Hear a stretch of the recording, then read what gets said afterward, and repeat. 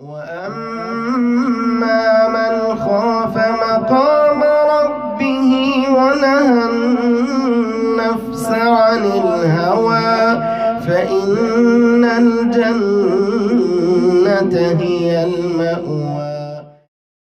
حدیث نمبر 67۔ تحفہ قبول کرنا چاہیے خواہ معمولی ہی ہو۔ عن ابی ہریرہ رضی اللہ عنہ قال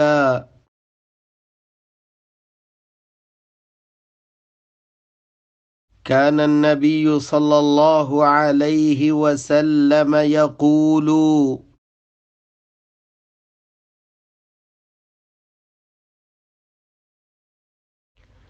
يا نساء المسلمات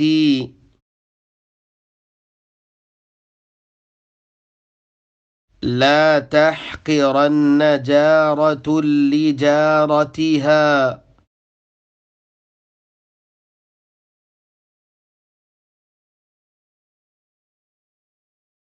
ولو فرسن شاة۔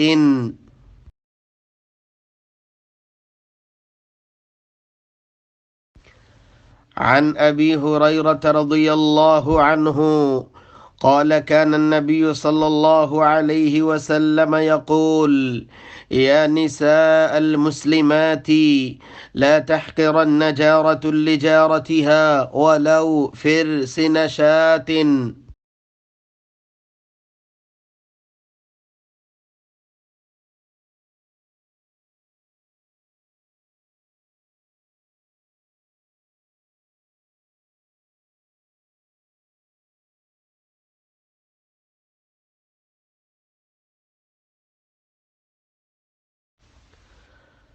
عن ابی ہریرہ رضی اللہ عنہ، سیدنا ابو ہریرہ رضی اللہ عنہ سے روایت ہے، فرماتے ہیں کان النبی صلی اللہ علیہ وسلم یقول، رسول اکرم صلی اللہ علیہ وآلہ وسلم فرمایا کرتے تھے یا نساء المسلمات، اے مسلمان عورتوں، لا تحقرن جارة لجارتها، کوئی بھی پڑوسن اپنی ہمسائی کے لیے ہدیہ میں دینے کے لیے حقیر نہ سمجھے، ولو فرسن شاة، اگرچہ بکری کا پایا ہی کیوں نہ ہو۔